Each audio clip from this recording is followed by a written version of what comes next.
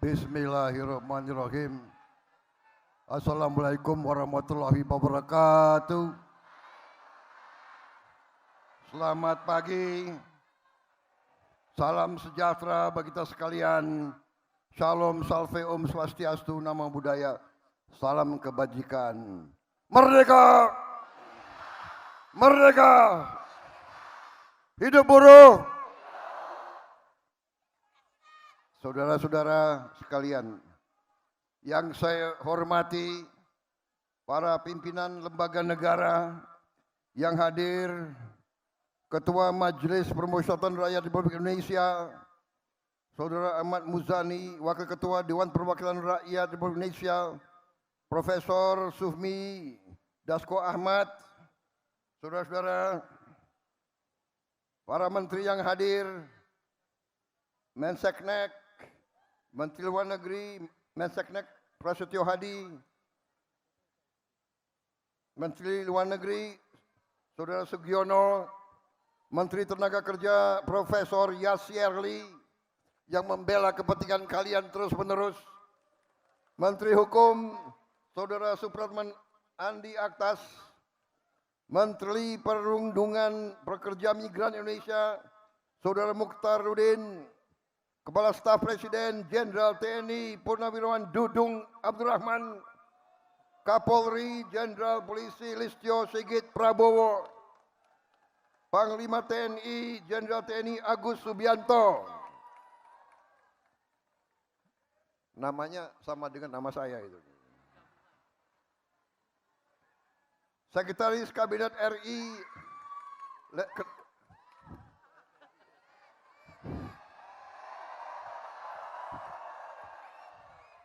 belum saya sebut nama, kalian sudah teriak.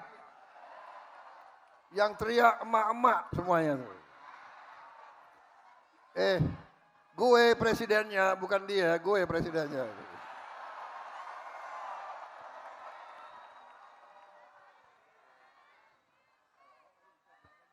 Sekretaris Kabinet RI Letnan Kolonel Teddy Indra Wijaya.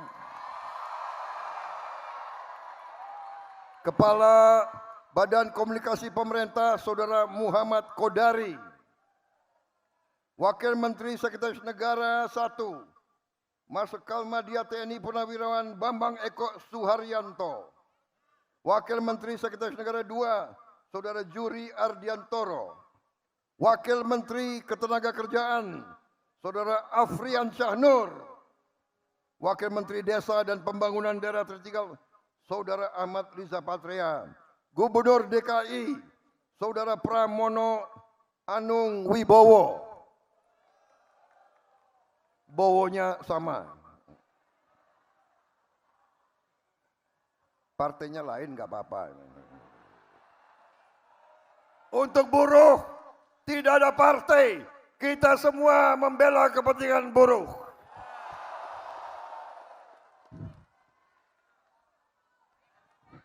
Para pimpinan Konfederasi Serikat Pekerja, Ketua Umum Konfederasi Serikat Pekerja seluruh Indonesia yang juga menjabat Menteri Lingkungan Hidup, Saudara Muhammad Jumhur Hidayat, Presiden Konfederasi Serikat Pekerja seluruh Indonesia, Saudara Andi Gani Nenawea, Presiden Konfederasi Serikat Pekerja Indonesia, Saudara Said Iqbal, Presiden Konfederasi Serikat Buruh seluruh Indonesia, Saudari Eli Rosita Silaban, Ketua Umum Konfederasi Persatuan Buruh Indonesia, Saudara Ilham Syah.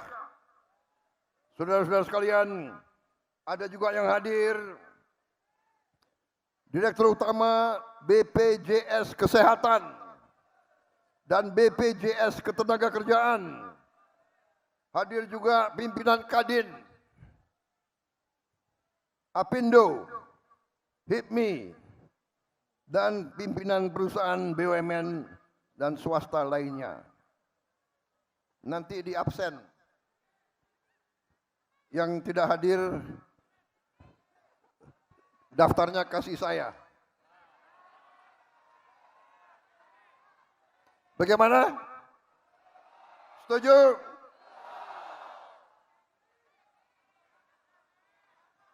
Ini banyak sekali organisasi serikat buruh. Harus disebut satu-satu?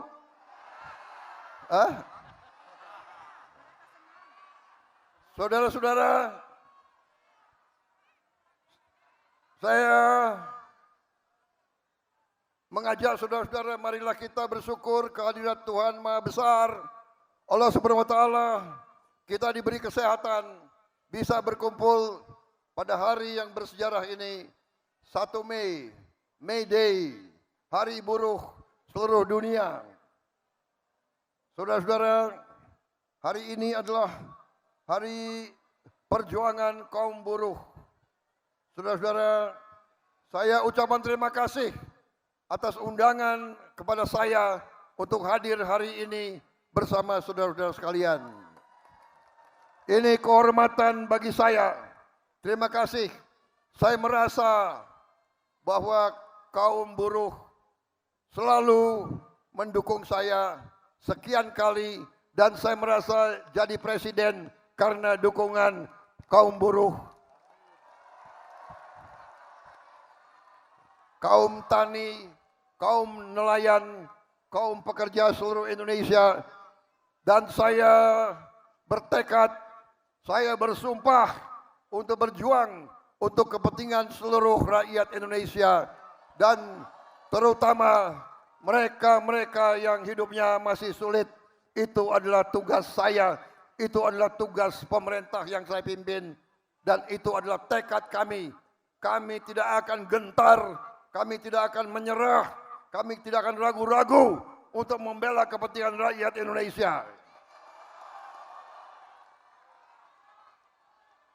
Saudara-saudara sekalian, saya kira dalam 1 tahun ini, saudara-saudara bisa menilai kebijakan-kebijakan yang diambil oleh pemerintah yang saya pimpin adalah kebijakan-kebijakan yang membela seluruh rakyat Indonesia, terutama kaum buruh.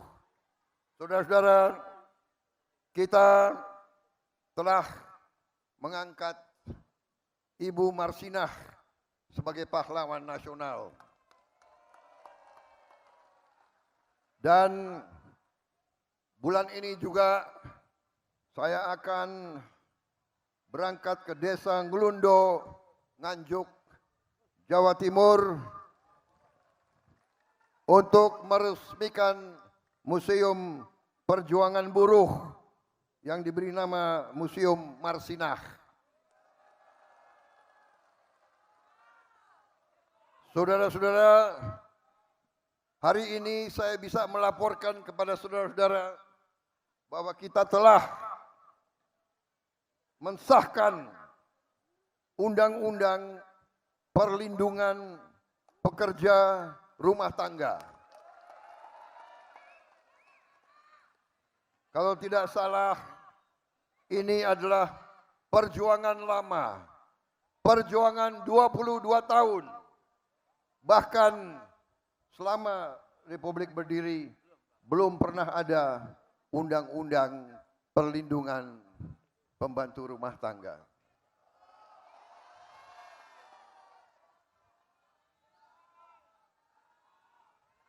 Undang-undang perlindungan pekerja rumah tangga belum pernah ada. Selama ini pekerja-pekerja rumah tangga entah dibayar upah berapa, tidak jelas. Sekarang pertama kali dalam sejarah NKRI kita sahkan Undang-Undang Perlindungan Pekerja Rumah Tangga. Saudara-saudara, saya terima kasih. Saya terharu. Saya diundang di tengah-tengah saudara-saudara. Karena saya menyadari, saya merasakan, dan saya menghormati perjuangan saudara-saudara.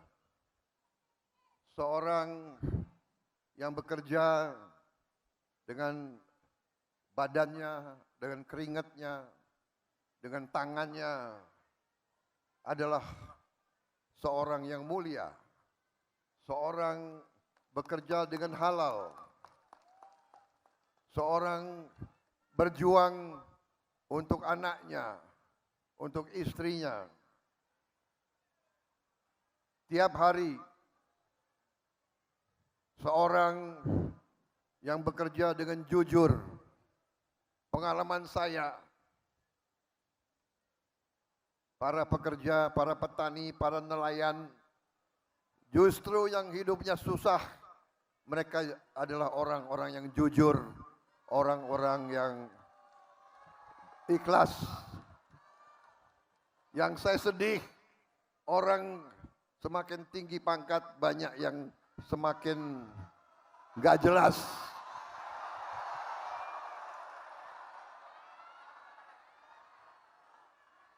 Saya heran, semakin pinter, banyak yang pinter, pinter maling.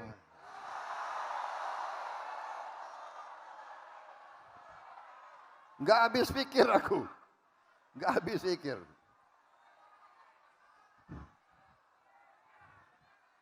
Saudara-saudara, saya merasa terpanggil karena saya dari usia muda. Saya masuk tentara, ingin menjaga negara ini, ingin membela negara ini, ingin membela rakyat saya.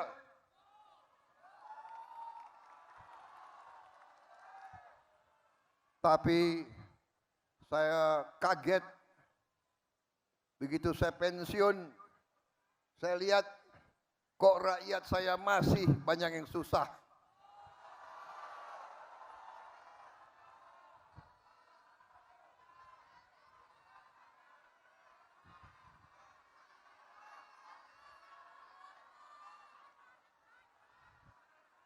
Saya telah mempertaruhkan nyawa saya berkali-kali untuk bangsa ini.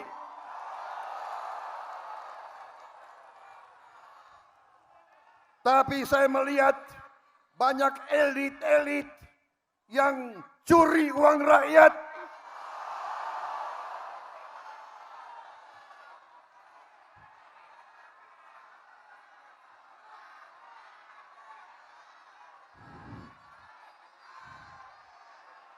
Bukan ini yang saya perjuangkan. Bukan negara yang dirampok oleh maling-maling. Saya tidak rela. Saya tidak rela ada anak-anak Indonesia yang lapar. Saya tidak rela ada ibu-ibu yang tidak bisa memberi susu untuk anaknya.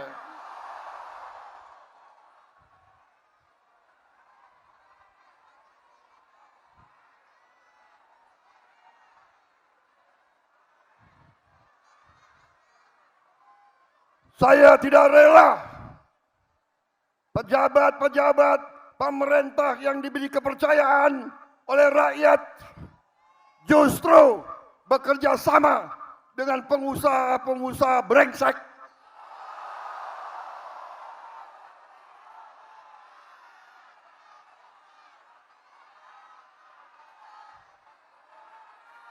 Dengan pengusaha-pengusaha serakah.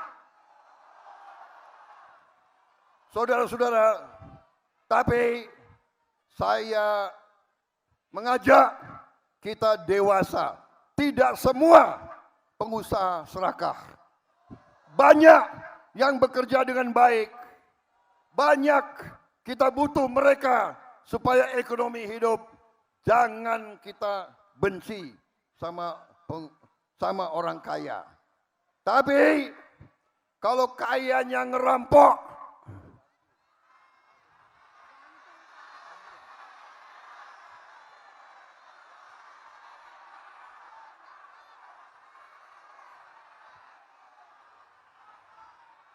saudara-saudara sekalian, saya 5 kali pengen jadi presiden. 5 kali. 4 kali gue kalah.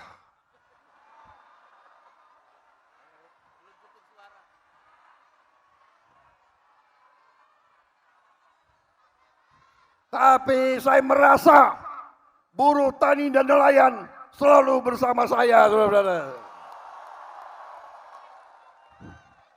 Hanya kita tahu kadang-kadang mereka lah banyak akal. Tapi gak apa-apa. Akhirnya saudara memberi mandat kepada saya. Dan percayalah, saya akan memberi segalanya untuk membela rakyat saya.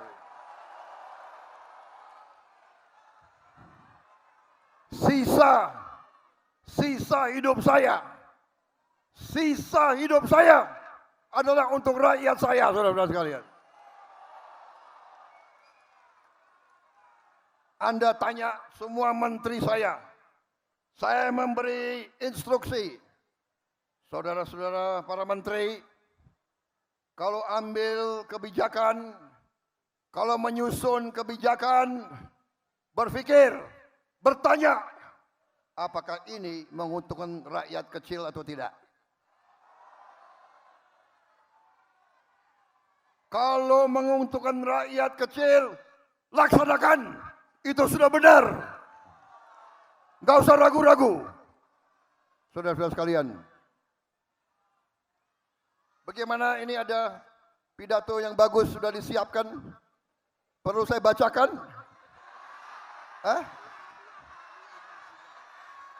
Ini udah bagus ini.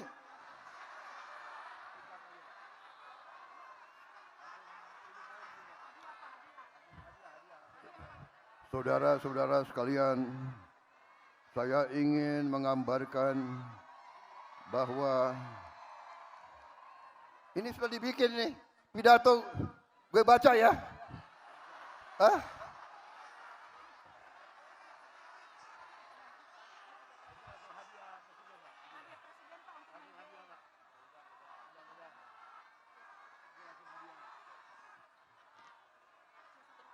Saudara-saudara sekalian,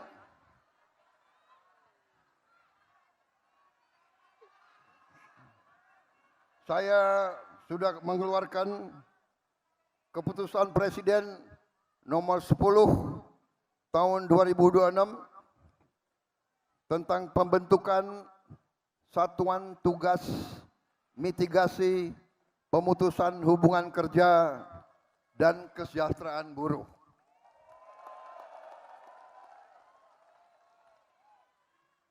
Jangan khawatir, kita akan membela kepentingan buruh yang diancam PHK, kita akan membela dan kita akan melindungi, saudara sekalian.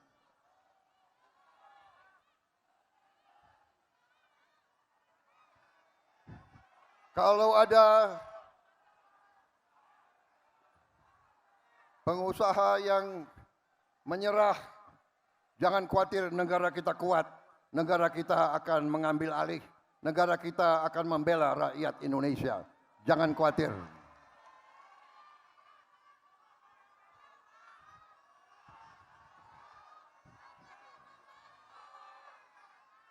Saudara-saudara perhatikan, seluruh dunia dalam keadaan krisis. Banyak negara sudah panik. Kita masih aman. Kita swasembada pangan. Pangan kita aman. BBM kita masih aman. Berapa tahun lagi kita, tidak lama lagi, kita akan swasembada BBM, swasembada energi, saudara-saudara. Tadi saya diberi banyak saran dan sebagian besar saran oleh pimpinan-pimpinan Anda itu masuk akal dan itu akan kita perjuangkan. Tadi disampaikan bahwa buruh perlu tempat penitipan anak, daycare. Ini saran yang baik. Ini akan kita perjuangkan. Ini akan kita laksanakan dalam waktu yang sesingkat-singkatnya, saudara-saudara sekalian. Tadi juga disampaikan bahwa buruh sangat memerlukan rumah yang terjangkau. Kita sudah membangun cukup banyak tahun ini, sudah sampai 350.000 rumah, tapi sasaran kita adalah minimal 1 juta rumah. Kita akan mulai tahun ini juga 1 juta rumah. Dan rumah-rumah ini akan sesuai saran saudara, akan dibuat di klaster-klaster yang dekat dengan kawasan-kawasan industri, yang dekat dan tempat bekerja. Dan saya sudah rencanakan kita akan bikin kota-kota baru. Kota-kota baru, tiap kota mungkin terdiri dari 100.000 rumah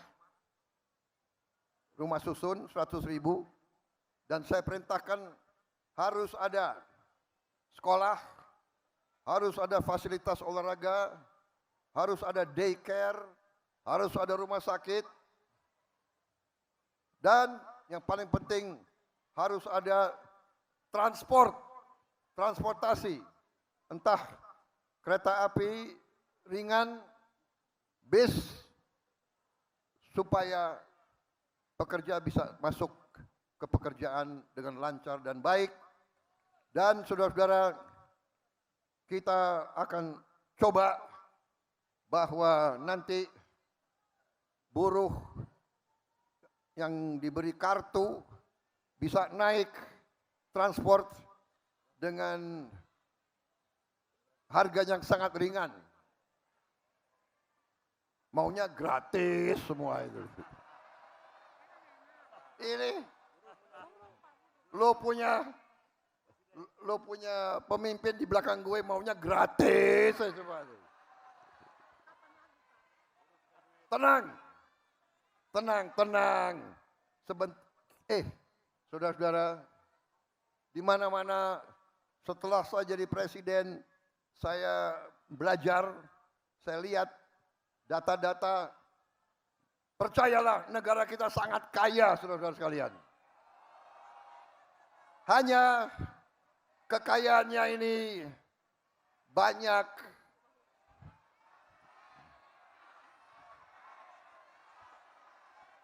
dicolong.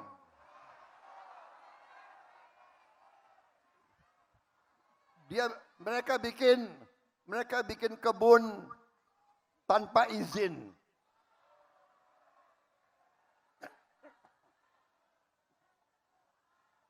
Banyak bikin tambang tanpa izin.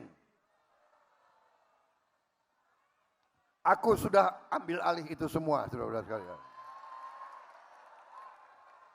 Sampai hari ini sudah hampir 5 juta hektar yang kita kuasai kembali ke rakyat. Perhitungan saya, sampai akhir 2026 kita akan kuasai kembali sampai 8 juta hektar.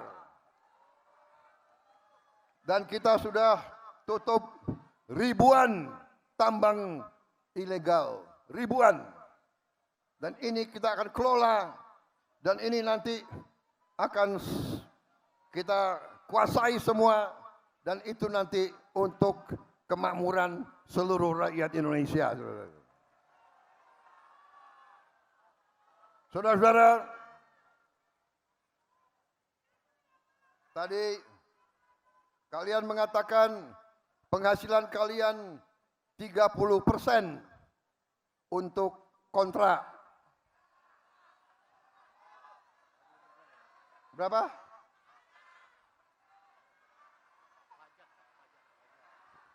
Nanti kita akan yakinkan saudara nanti akan miliki rumah tersebut. Jadi yang tadi 30% untuk kontrak kita kurangi, itu adalah untuk kau cicil rumahmu sendiri. Cicilnya kalau bisa 20 tahun, kalau nggak bisa 20 tahun, 25 tahun, kalau belum lunas 25 tahun, 30 tahun, kalau tidak bisa 35 tahun, 40 tahun. Karena buruh tidak mungkin lari kemana-mana. Betul? Petani dan nelayan gak mungkin lari kemana-mana. Saudara-saudara sekalian, selama ini rakyat kecil kalau pinjam uang, bunganya luar biasa, gilanya. Betul? Orang kecil pinjam uang, bunganya bisa 70% setahun. Betul? Saya sudah perintahkan bank-bank milik Republik Indonesia, sebentar lagi kita akan kucurkan kredit untuk rakyat maksimal 5% satu tahun.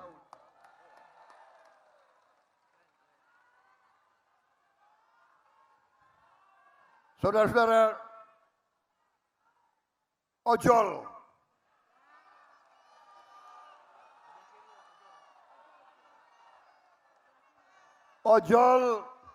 kerja keras,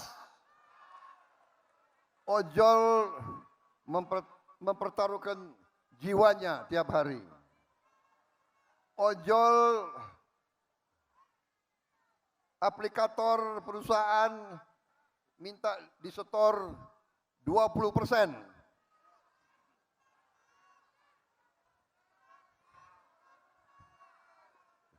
Gimana ojol? Setuju 20%? Bagaimana 15%? Berapa? 10. Kalian minta 10%? Ya. Saya katakan di sini, saya tidak setuju 10%. Harus di bawah 10%.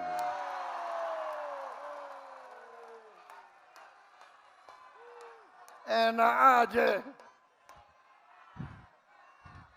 Lo yang keringat, dia yang dapat duit. Sorry aja. Kalau nggak mau ikut kita, nggak usah berusaha di Indonesia.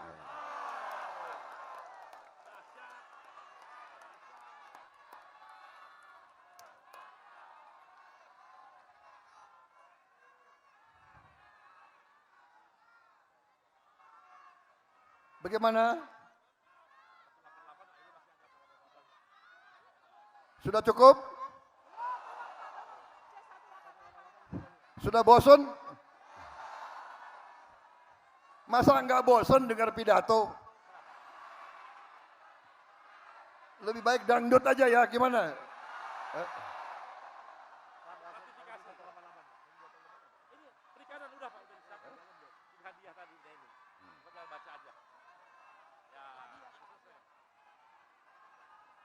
Saudara-saudara sekalian, ada satu lagi hadiah untuk buruh.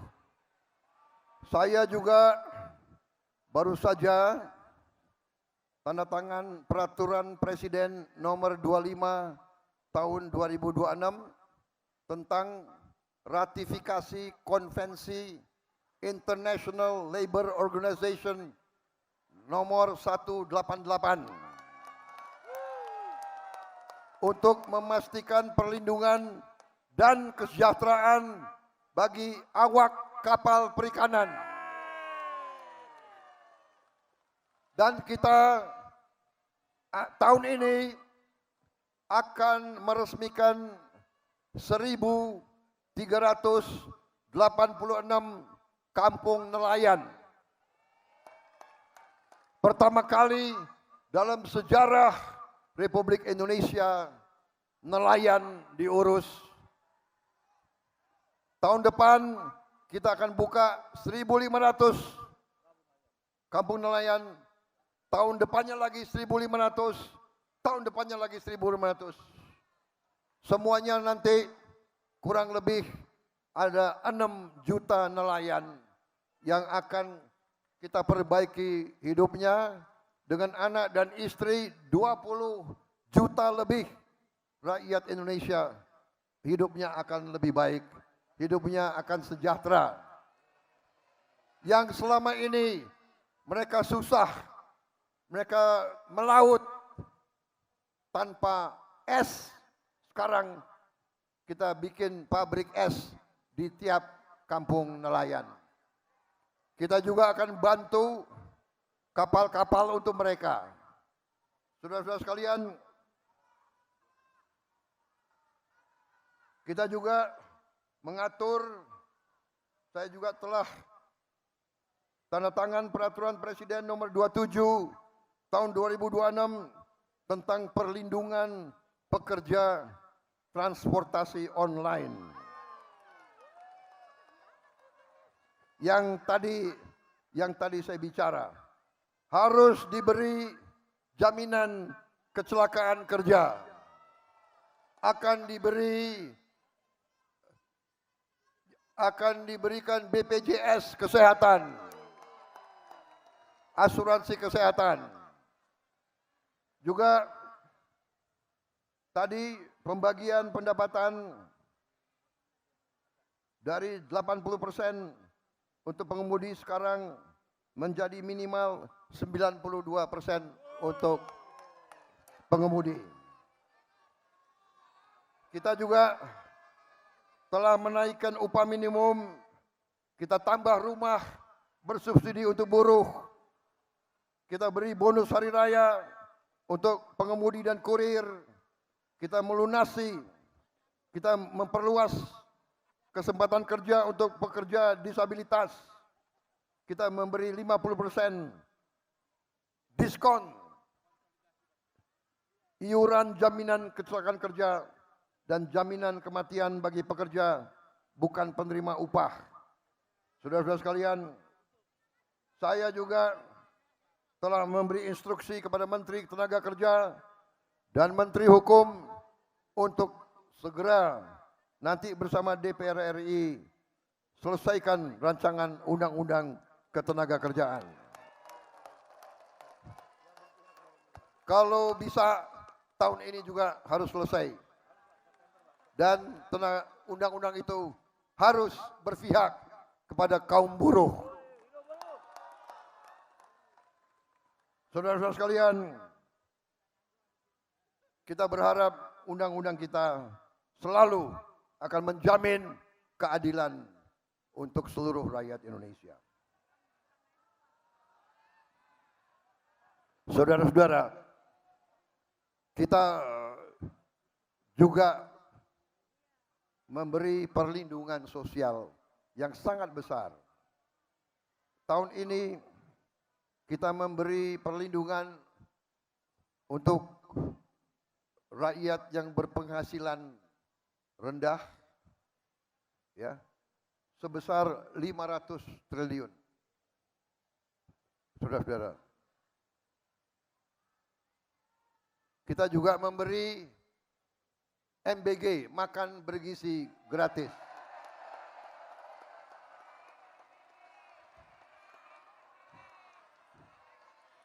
Saya bertanya kepada saudara-saudara, MBG bermanfaat atau tidak?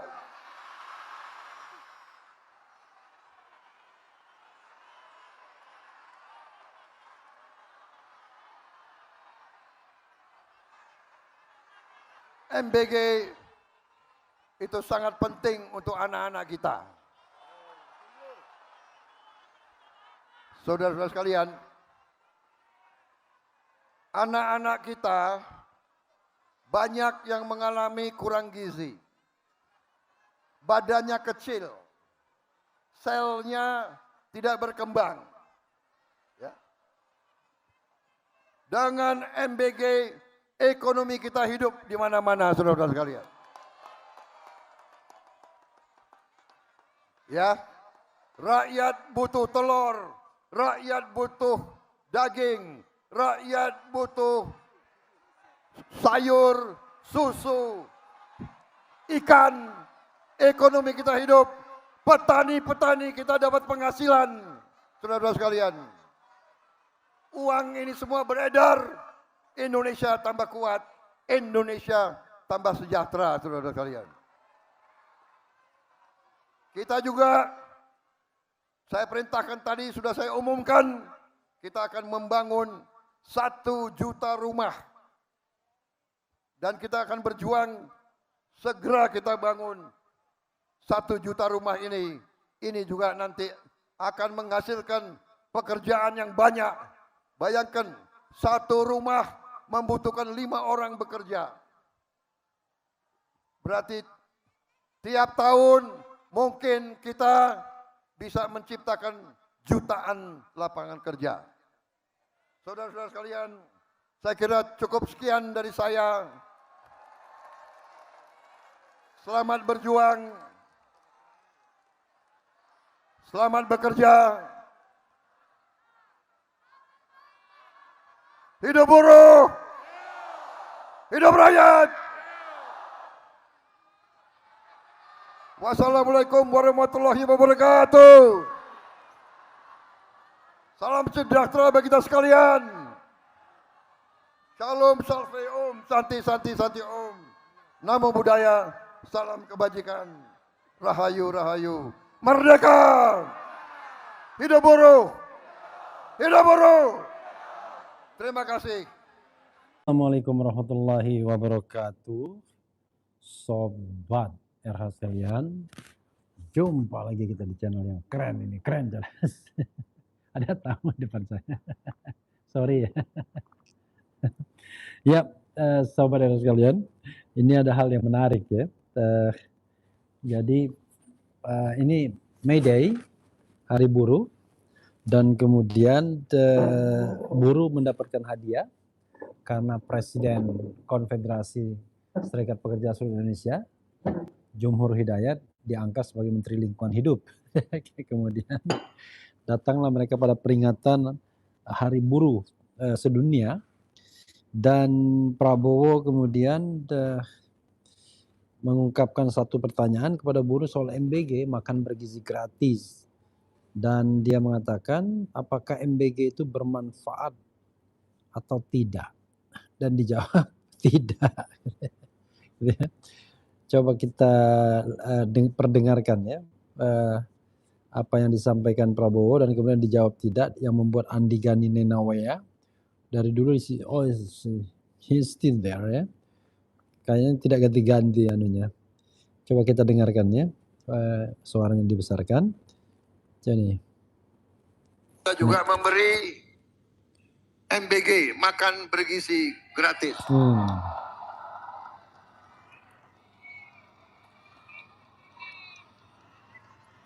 Saya bertanya kepada saudara-saudara, MBG bermanfaat atau tidak?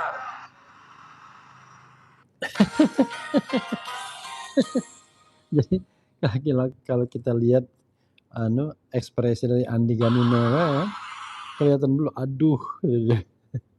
Jadi ini spontan ya, tidak ada protokoler istana, tiba-tiba ditanya MBG bermanfaat atau tidak, dasar buruh, dia bilang tidak katanya. Jadi ini coba kita, apakah MBG bermanfaat atau tidak, kemudian buruh menjawab serempak tidak. Oke, ini coba kita baca beritanya ya. Ditanya Prabowo, MBG bermanfaat tidak, buruh jawab tidak.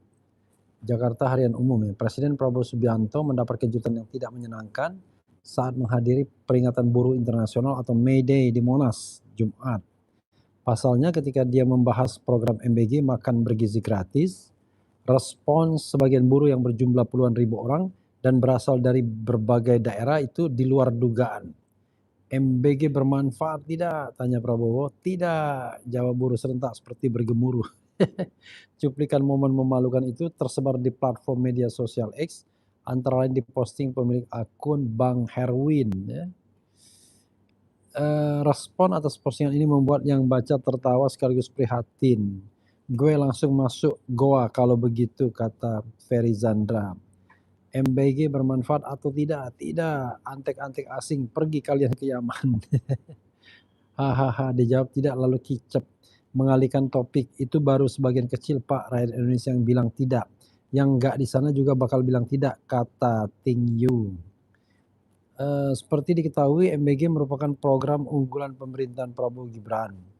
Meski menu dari program itu membuat banyak siswa keracunan, bahkan ada yang meninggal, sama sekali tidak ada evaluasi. Bahkan tahun ini MBG mendapat anggaran sampai 335 triliun.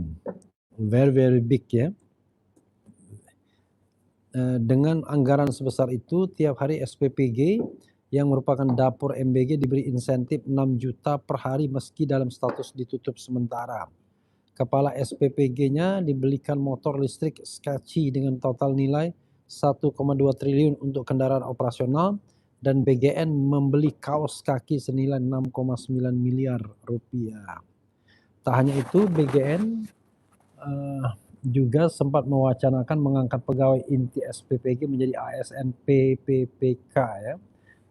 Perjanjian pemerintah untuk waktu tertentu ini ya. Sehingga menimbulkan kecemburuan sosial bagi para guru honorer yang telah mengabdi bertahun-tahun, bahkan puluhan tahun, tetapi tetap saja berstatus honorer dengan gaji hanya ratusan ribu. Meski program ini menjadi polemik bahkan kontroversi, Prabowo tetap saja bangga pada program yang konon juga dilaksanakan di banyak negara itu. Kita jangan jadi bangsa yang rendah diri, minder, selalu bangsa asing yang hebat. Banyak sekarang negara asing yang belajar MBG ke kita. Banyak belajar MBG ke kita, kata Prabowo saat menghadiri groundbreaking 13 proyek hilirisasi tahap 2 di Cilacap, Jawa Tengah, Kamis 30 April 2026. Kira-kira siapa yang negara yang belajar sama Indonesia ya? Kemudian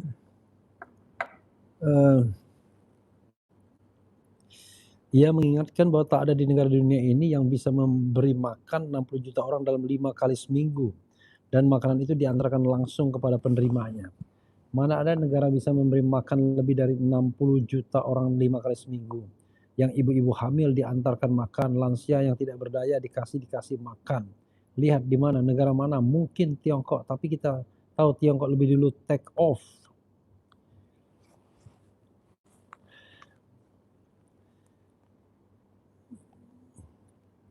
Kemudian di take off dari kita katanya. Ya, sobat semuanya, MBG. Saya sendiri memang tidak pernah ngomong soal MBG ya, karena memang tidak terlalu paham juga. Jadi memang seperti ini kan banyak sekali, ini massal, karena itu tentu masalahnya juga banyak. Nah, hanya persoalannya adalah masalahnya itu minor atau mayor. Apakah misalnya berapa persentase kegagalan MBG misalnya dikaitkan dengan kasus-kasus yang ada. Frankly speaking, saya tidak punya data apapun tentang MBG karena memang bukan concernnya di bidang itu. Jadi concernnya tidak di bidang itu, makanya nggak terlalu paham MBG itu bagaimana. Tapi sebenarnya bukan soal MBG-nya bermanfaat atau tidak, atau bermasalah atau tidak. Itu soal yang relatif, pro dan kontra selalu begitu kan. Apalagi kalau misalnya buruh misalnya. Bisa jadi dia bukan penerima manfaat dari MBG tersebut. Karena ya mungkin dia tidak sampai juga untuk anak-anak mereka MBG-nya. Cuma yang menjadi persoalan adalah ketika seorang presiden mengatakan bermanfaat atau tidak dan orang kemudian mengatakan tidak. Nah ini kan ada beberapa kesalahan pastinya. Pertama, Prabowo orang yang spontan.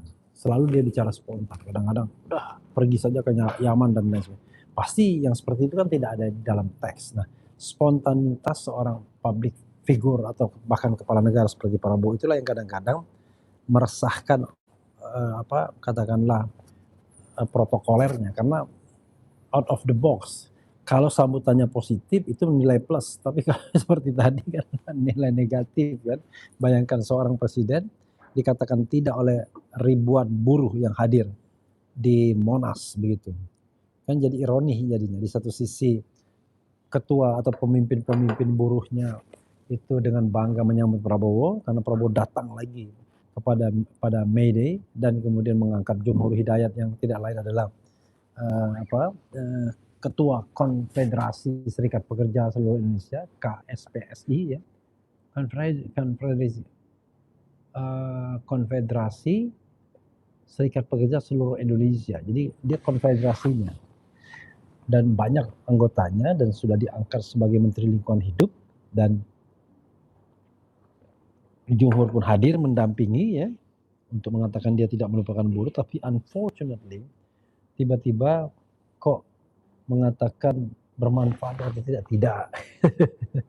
Jadi genuine aspiration seperti itu ya harus didengarkan walaupun terasa seperti pil pahit bagi Prabowo ya, karena tiba-tiba orang mengatakan tidak. Tapi ya mau bagaimana lagi ya.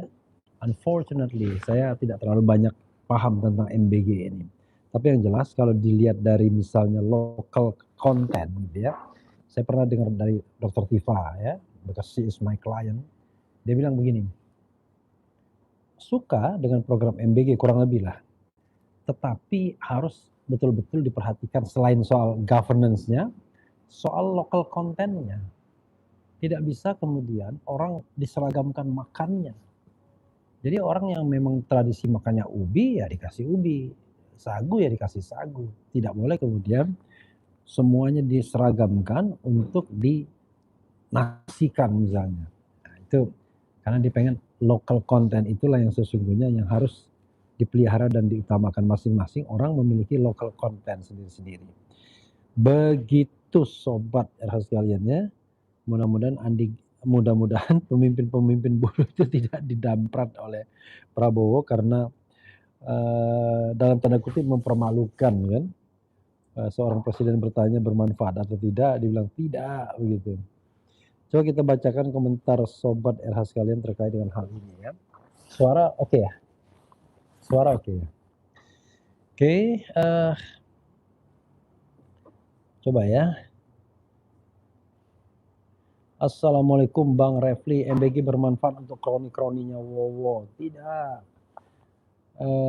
Prabowo nggak lihat realita di lapangan.